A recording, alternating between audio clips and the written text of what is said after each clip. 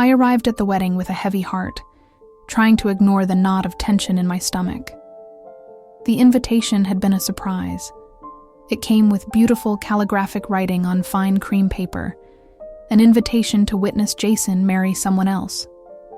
My ex, the man I had spent years dreaming about and building a life with, was about to say "I do" to someone else.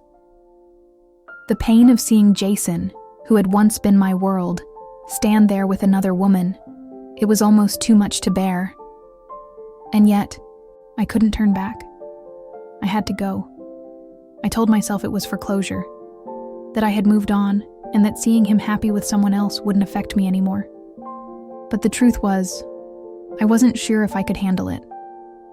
The venue was nothing short of magnificent. The grand chandelier lights sparkled overhead, casting a warm glow over the guests. White roses and greenery adorned every corner, their sweet scent mingling with the laughter of guests sipping champagne. But for me, it was all a blur. My mind was elsewhere, my thoughts locked on the love I had once shared with Jason.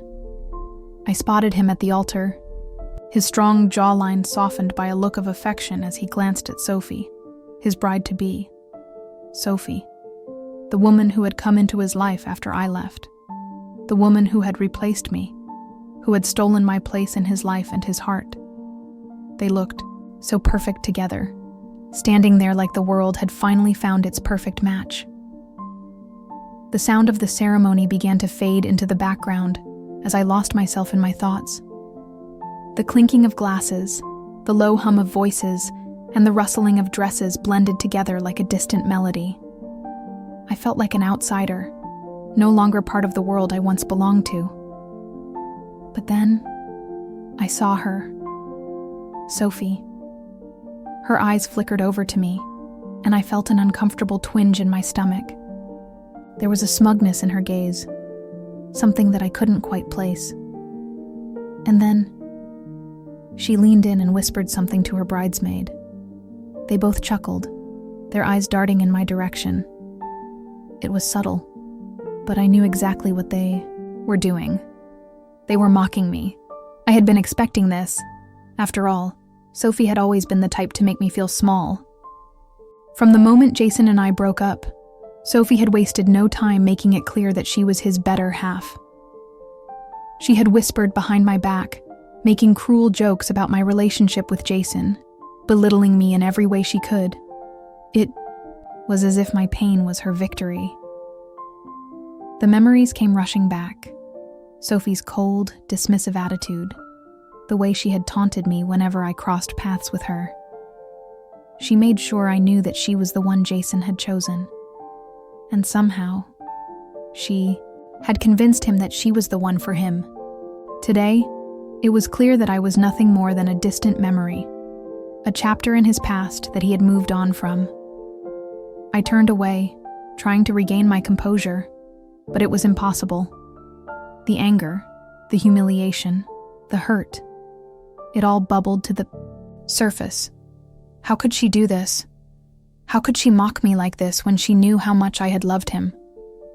But before I could give in to the storm of emotions inside me, I noticed something. A waitress. She was pushing a cart of drinks down the aisle, her face focused on her task. And then, she looked up. Our eyes met, and she froze for a moment. I couldn't place it, but something about her seemed familiar. She was dressed in a black uniform, the typical wedding staff attire. But her eyes, there was something about them that held my attention. She gave me a quick, meaningful glance, as though she was trying to get my attention. I couldn't explain why, but in that moment, it felt like she was the one person in the room who understood the turmoil I was going through, as if she knew what I was feeling, what I was hiding behind my tight smile and forced composure. She pushed the cart past me, and as she did, she leaned in closer, speaking just loud enough for me to hear. "Follow me," she whispered. I was startled. My mind raced. Should I follow her? Was this some kind of trap? But something in her tone, in her eyes, made me trust her. She wasn't the type of person to cause trouble. She had a look of genuine concern, almost like she knew something that could change everything. I didn't hesitate.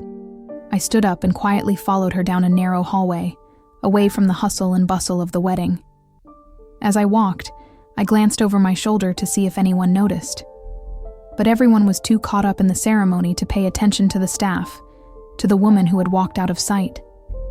We reached a small, dimly lit room, where the waitress finally stopped and turned to face me. "I'm sorry to drag you away like this," she said in a low voice. "But I had to tell you something. Something important." I frowned, confused. "What's going on?" She glanced behind her, checking to make sure no one had followed us, then sighed. "I know you're wondering what's going on with Sophie. Why she's with Jason. But I need to tell you something that might surprise you." I stood still, waiting for her to continue. "You're not the only one who's been hurt by Sophie," the waitress said quietly. "She's not the sweet, innocent woman she pretends to be. I've worked in this area for a while, and I've seen her for who she truly is." My heart skipped a beat.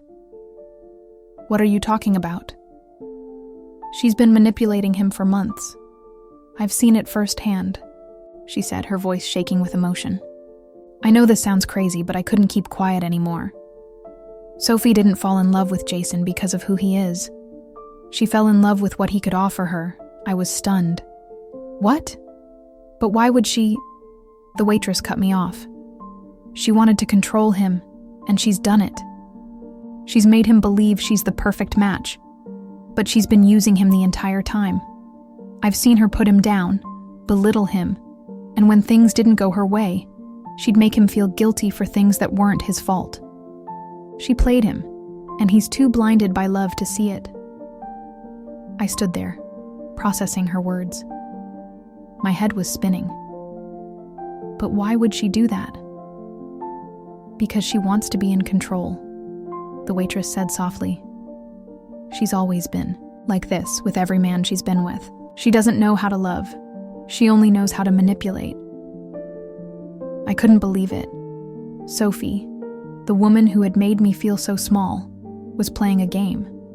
She wasn't the perfect angel Jason thought she was. She was a master manipulator. "Why?